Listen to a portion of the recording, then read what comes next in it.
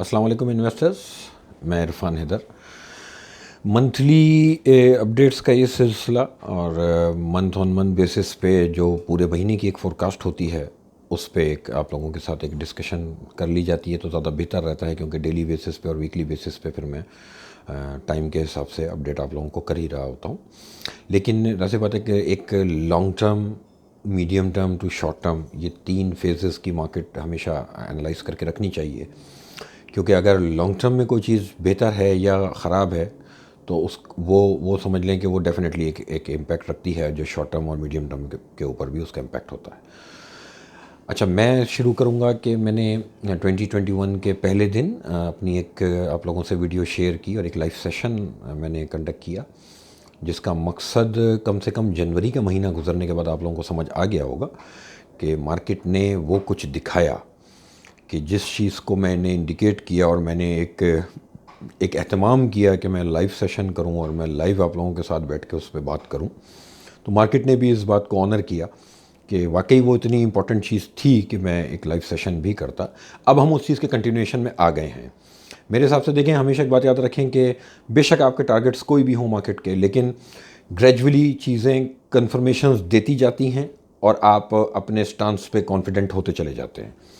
तो मैं पहली तारीख को जितना कॉन्फिडेंट था, आज समझ लें कि फर्स्ट जन को जितना कॉन्फिडेंट था, आज समझ लें कि मंथ एंड पे फेब के महीने में मैं थोड़ा सा ज़्यादा कॉन्फिडेंस के साथ जो है आप लोगों के सामने बैठा हूँ, क्योंकि मुझे मार्केट ने कंफर्मेशन दी है कि जो मैं सोच रहा हूँ, जैसा मुझे फील हो रहा है, मार्केट वैसा रिएक्ट कर रही है।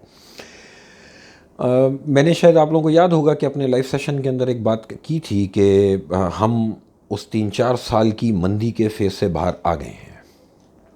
मार्केट ने एक महीने के अंदर इस बात को कंफर्म किया है कि वाकई हम उस फेज से बाहर आ गए हैं। लेकिन अब मेरी देखें, इस चीज़ को थोड़ा गौर से समझना होगा। मैं बार बार जो है वो ऑन एंड ऑफ ये चीज़ रिपीट कर रहा होता हूँ। तेज़ी का मतलब ये नहीं होता कि मार्केट सिर्फ ऊपर जाएगी। मार्केट में जो immediate support levels technical analysis की बेसिस पे आपको प्रोवाइड किए जा रहे होते हैं, उन पे नज़र रख के ही काम किया जा सकता है। यही तेज़ी की मार्केट आपको कभी इतना डाउन भी दिखा सकती है कि जो आपके एक्सपोजर को बस्ट कर दे और लिवरेज पोजीशन वाले के लिए एक प्रॉब्लम क्रिएट कर दे।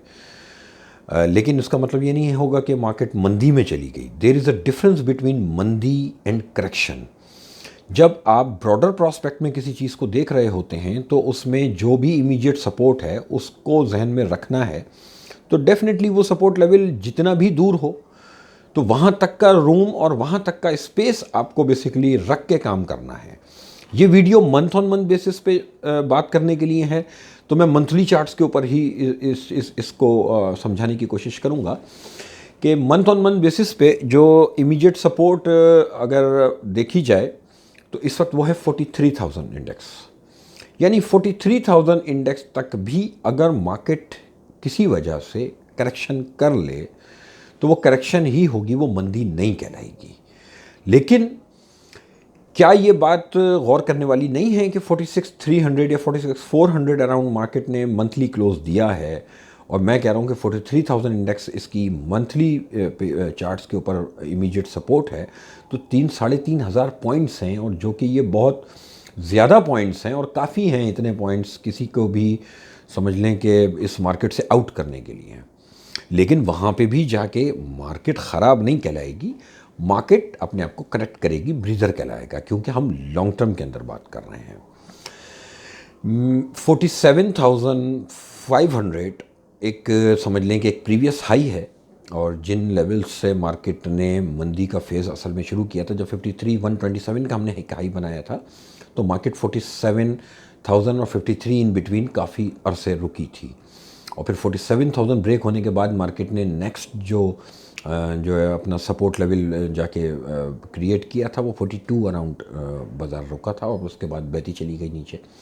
तो 53 से हम जहाँ तक नीचे आए वो है 27,045। ये था हमारा 3-4 साल की मंदी का फेज़।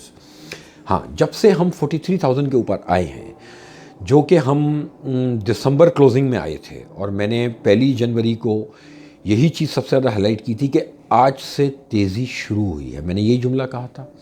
तो यानी 43,000 इज़ द बेस लाइन, ठीक है। और अपसाइड मेरा आज मूड है कि मैं अपनी जो समझ लें कि जो मेरा टारगेट है इस मार्केट का, वो मैं आज आप लोगों से शेयर करूं। वो लेवल मैं वीडियो के आखिर में बोलूँगा, ठीक है, क्योंकि शुरू में बोल दूंगा तो आधी वीडियो सुन के आप लोग बंद करके भाग जाएंगे। तो वो लेवल मैं एंड में बोलूँगा आप लोगों को। उससे पहले मैं थोड़ा सा चीज़ों को क्लियर करूँ कि बाज़ार किस अंदाज से चल रहा है और आगे किस अंदाज से चल सकता है, क्योंकि डे बाय डे जो मार्केट देखी जा रही होती है, हर आदमी डेली बेसिस पे मार्केट को वॉच कर रहा होता है। इवन कि हमारे यहाँ जो लॉन्ग टर्म इन्वेस्टर भी है ना, उसको बेचना तो नहीं होता 2 साल तक, लेकिन वो रेट ज़रूर पूछता है। अगर उसका आइटम नीचे जाए ना तो उसकी कॉल ज़रूर आती है हम लोगों के पास कि यार ये आइटम नीचे क्यों चला गया। और जब तक वो ऊपर जा रहा होता है तब तक वो लॉन्ग टर्म इन्वेस्टर होता है, और नीचे आते ही वो स्पेकुलेटर वाला बिहेवियर शुरू हो जाता है। तो इसलिए कुछ चीज़ों को समझना ज़रूरी है।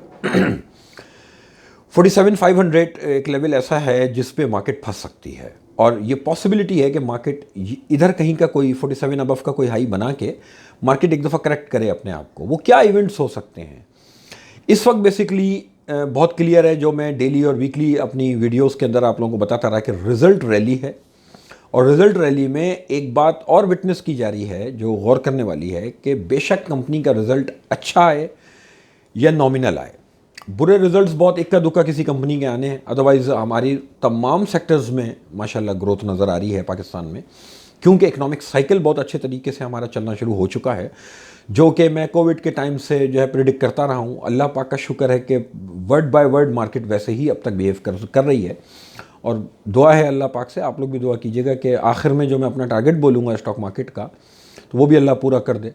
तो ऐसी बात है कि सिर्फ मेरी एक ज़ात का फ़ायदा नहीं है, इस मुल्क का फ़ायदा है, और इस मुल्क में इन्वेस्टेड हर इन्वेस्टर का फ़ायदा है, मेरी इंडस्ट्री का फ़ायदा है, और मेरे इन्वेस्टर का फ़ायदा है। रिज़ल्ट में आप लोगों ने फ्राइडे को भी देखा होगा कि कुछ सीमेंट्स के अच्छे रिज़ल्ट आए, और कुछ स्टील्स के अच्छे रिज़ल्ट आए, कुछ और कंपनीज़ के अच्छे रिज़ल्ट आ रहे हैं, इवन के कुछ बैंक्स के बहुत अच्छे रिज़ल्ट आए। लेकिन रिज़ल्ट आने के बाद उन शेयर्स के अंदर कंसोलिडेशन या करेक्शन शुरू हुई, और यही वो मैं एक्सपेक्ट कर रहा हूँ कि मार्केट में ये रिज़ल्ट रैली है, और मार्केट इस वक्त बिहेव करेगी उस फॉर्मूले पे कि जिसको कहते हैं कि buy on rumour sell on news. यानी किसी भी कंपनी का रिज़ल्ट अगर अच्छा एक्सपेक्टेड है और रिज़ल्ट अनाउंसमेंट से पहले वो शेयर अगर एक सफिशिएंट गेन ले चुका है, तो आपको डेफिनेटली उसमें प्रॉफिट टेकिंग कर लेनी चाहिए रिज़ल्ट अनाउंसमेंट पे। फिर वो चीज़ आपको कुछ टाइम तक कंसोलिडेशन में मिलेगी या आपको थोड़ा डिप पे वापस मिलेगी।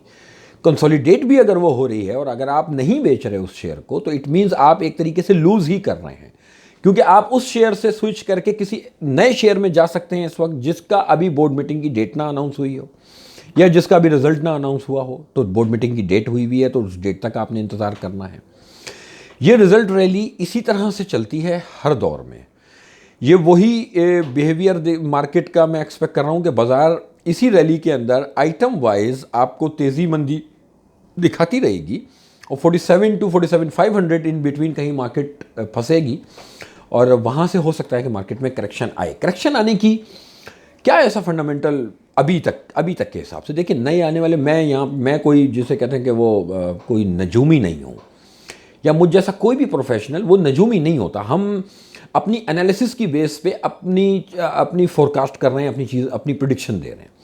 एनालिसिस ऐसी बात है 2 किस्म की होती हैं कि फंडामेंटल एनालिसिस, जो मेरे मुल्क के ओवरऑल फंडामेंटल्स हैं, जो हमारी कॉर्पोरेट फंडामेंटल्स हैं ओवरऑल, उनको सामने रख के। दूसरा टेक्निकल एनालिसिस, कि technical analysis basically price action का नाम होता है, कि जिसमें मुझे इस चीज़ के लिए आसानी हो जाती है कि किस रेट पे लेना है और किस रेट पे बेचना है। फंडामेंटल एनालिसिस एक लॉन्ग टर्म व्यू आपको ज़रूर दे देती है, कि जिससे आप किसी भी सेक्टर की या किसी भी कंपनी की ग्रोथ एक्सपेक्ट कर सकते हैं या ग्रोथ को फोरकास्ट कर सकते हैं। लेकिन वो ग्रोथ कितनी है, कहाँ तक है, प्राइस क्या होनी चाहिए, ये टेक्निकल एनालिसिस की बेसिस पे चीज़ें जो है वो कैलकुलेट की जाती हैं। तो 47 के ऊपर अगर जाके रिजल्ट सीजन ये ऑफ अगर हो रहा है, तो उस रिजल्ट सीजन के बाद स्टॉक मार्केट के पास इमीडिएटली क्या ऐसे इवेंट्स होंगे कि मार्केट फिर सीधा सीधा 48 और 49 और 50 भी हो जाए और 52 भी हो जाए। तो मुझे ऐसा लगता है कि मार्च के महीने में जो हमारा अल्लाह आपका भला करे सेनेट का इलेक्शन आ रहा है, उस इलेक्शन के टाइम पे हमें जो है वो थोड़ा सा उस वक्त कॉशियस रहना है। तो उसकी तैयारी पहले से हो कि आपको आज मार्केट इस बात का मौका दे रही है कि जो आपने जो भी portfolio medium term to short term आपने डिज़ाइन किया हुआ है, मैं medium term to short term की सिर्फ बात कर रहा हूँ, कि वो जो पोर्टफोलियो आपने मीडियम टू शॉर्ट टर्म के लिए डिज़ाइन किया हुआ है, उस पोर्टफोलियो के आइटम्स पे नज़र रखें। उनकी अगर आपको अच्छी एक्सपेक्टेशंस हैं उनके रिजल्ट्स की, तो उनके रिजल्ट अनाउंसमेंट्स तक अपने पोर्टफोलियो में उसको होल्ड करें। और मेरे हिसाब से एक दफ़ा उसमें प्रॉफिट टेकिंग करें बिफोर अनाउंसमेंट या after, immediately after our announcement उनमें प्रॉफिट टेकिंग करें। और फिर कोशिश ये करें कि कैश पे शिफ्ट हो जाएं या किसी एक नए आइटम की तरफ शिफ्ट हो जाएं जिसका अभी रिजल्ट आना बाकी हो और उसमें आप अच्छी ग्रोथ एक्सपेक्ट कर रहे हो। देखिए, ओवरऑल पाकिस्तान में चाहे कोई भी सेक्टर हो, इस स्टॉक मार्केट में 36 सेक्टर्स अगर लिस्टेड हैं, तो मेरे हिसाब से मेजॉरिटी सेक्टर्स के अंदर ग्रोथ नज़र आएगी, मेजॉरिटी सेक्टर्स के अंदर ग्रोथ होगी। तो इसका ये मतलब तो नहीं है 600 कंपनियां लेके बैठ जाया जाए। हर आदमी को अपने कैपिटल के हिसाब से अपना पोर्टफोलियो डिज़ाइन करना होता है। एक तो मसला ये है कि हमारे यहाँ जैसे मुझसे भी और मुझ जैसे मार्केट के प्रोफेशनल्स से, हम जो एक इन्वेस्टर है, एक लेमैन जो है, वो ये पूछ लेता है कोई आइटम तो बताएं। अब वो ये नहीं समझता कि जो आइटम मैं उसको बता रहा हूँ वो मैं अपनी एपेटाइट के हिसाब से बता रहा हूँ, मैं अपनी स्ट्रेंथ के हिसाब से बता रहा हूँ, अपने कैपिटल के हिसाब से बता रहा हूँ। क्या आपकी इतनी स्ट्रेंथ है, क्या आप में इतनी होल्डिंग पावर है? और हो सकता है कि वो आइटम मैंने तो कैश पे लिया हो, आप उसको लिवरेज पे ले लें। तो ये चीज़ें बड़ी मैटर करती हैं कि पूछते वक्त जिससे भी पूछते हैं ना, या जिससे मशवरा लेते हैं आप लोग, उससे कम से कम चीज़ों को क्लियर कर लिया करें, ये बता दिया करें कि भाई कितने पैसे इन्वेस्ट करने का मूड और कितने दिन के लिए हम में हिम्मत है। क्योंकि मुझे अभी कल रात को ही मेरे एक दोस्त हैं, वो मुझसे पूछ रहे थे फलाना आइटम लिया हुआ है मैंने आपके कहने पे, यार मैं तो फंस गया हूँ। मैंने खैरियत, कितने दिन हो गए? कह रहे हैं यार 3 दिन हो गए हैं यार, अब मैं वो तो आइटम चल ही नहीं रहा। मैंने बोला फिर तो खुदकुशी कर लेनी चाहिए, 3 दिन हो गए यार, वाह बड़ी बात है। यहाँ 3 साल से लोग फंसे हुए, स्टॉक मार्केट 53,000 से 27,000 हो गए, आप 3 दिन पे मुझसे कह रहे हैं कि मैं फंस गया हूँ। तो ये जो अप्रोच है ना, कि कैसीनो नहीं है, ऐसा नहीं है कि वीडियो गेम का बटन दबा और आपने एंटर मारा और आपके लेने के बाद अल्लाह मियाँ सिर्फ आपका है और बेचने वाले का अल्लाह नहीं है, और जो है वो सिर्फ आप ही कमाएंगे इस मार्केट में। ऐसा नहीं होता। एक बात ध्यान में रखें, हर दौर में बायर होता है, हर दौर में सेलर होता है। सेलर भी कुछ सोच के बेच रहा होता है, बायर भी कुछ सोच के ले रहा होता है। आपने अगर कोई भी चीज़ ली है ना, तो आपको ये पता होना चाहिए किस बेस पे ली है। जिस बेस पे ली है उस चीज़ को फोकस करें, प्राइस फ्लक्चुएशन को मत देखें। स्टॉक मार्केट की जो फ्लक्चुएशन है, जो लोग फ्लक्चुएशन को फोरकास्ट कर रहे होते हैं ना बैठे हुए, वो बेवकूफ़ बना रहे होते हैं अपने आप को भी और आप लोगों को भी।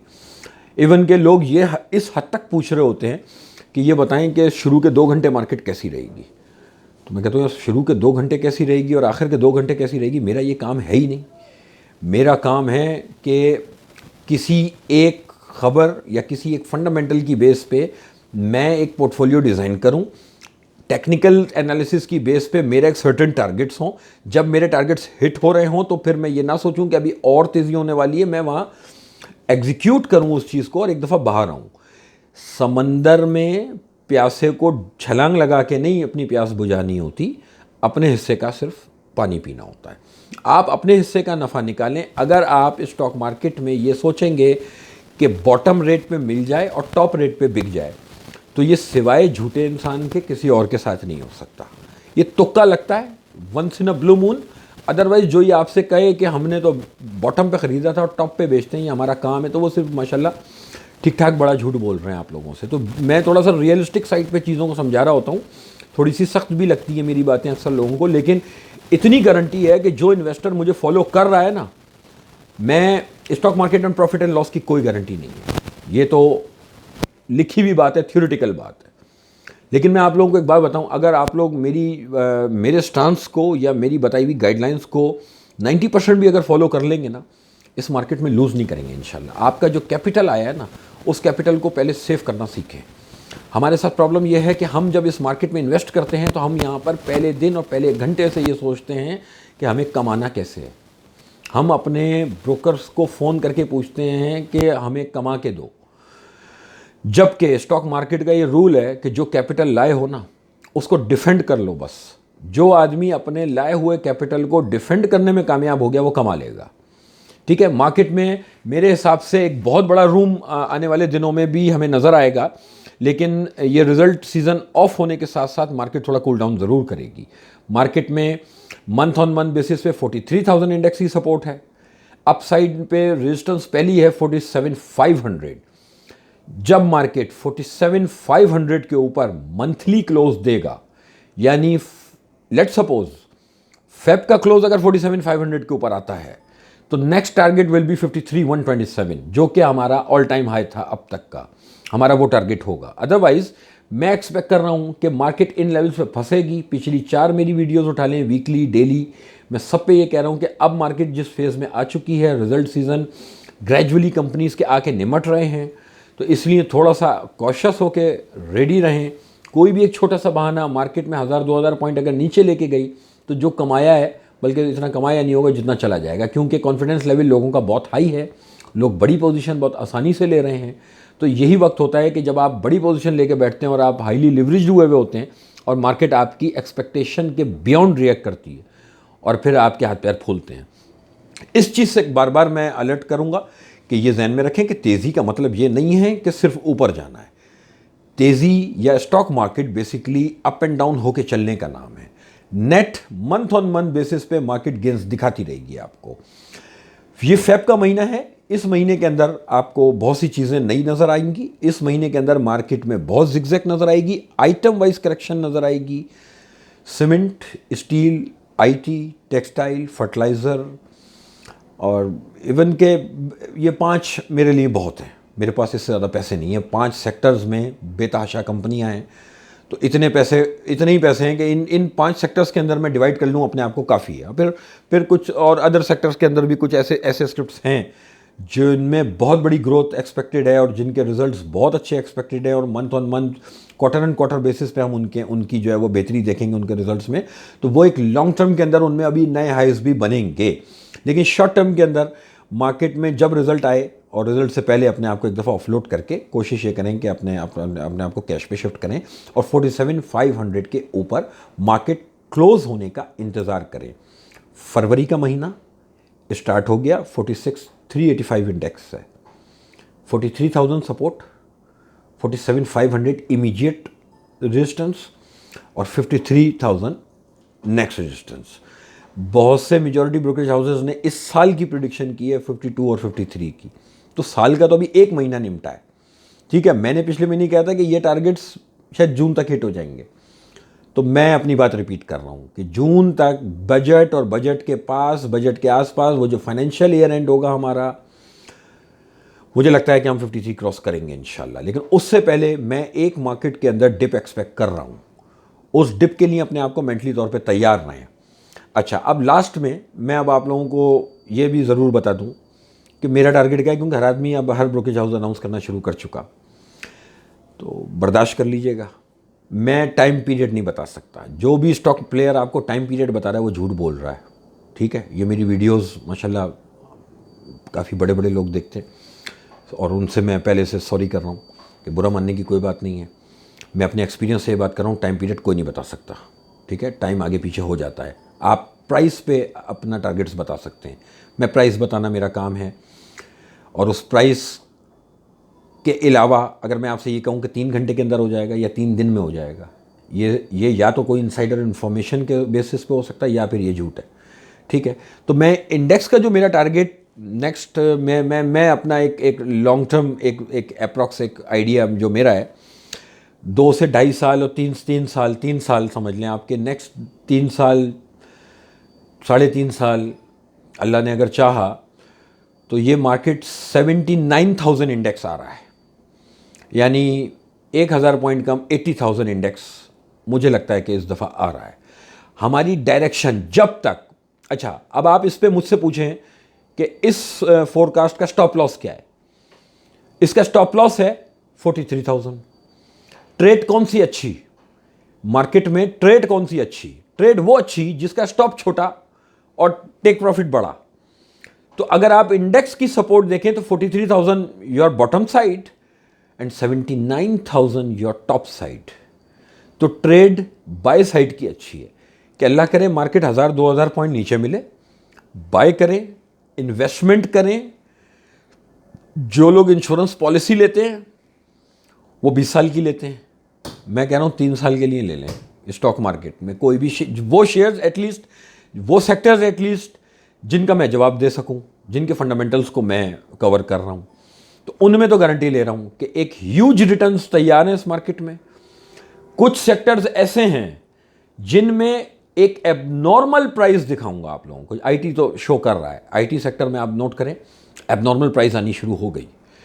और ये हर दौर में होता क्या है कि जब कभी भी मार्केट एक नई तेज़ी में जाती है ना, तो प्रोडक्ट चेंज हो जाती है, आइटम चेंज हो जाते हैं। अब कुछ नए सेक्टर्स हैं, नए आइटम्स हैं जो एक एबनॉर्मल रेट दिखाएंगे।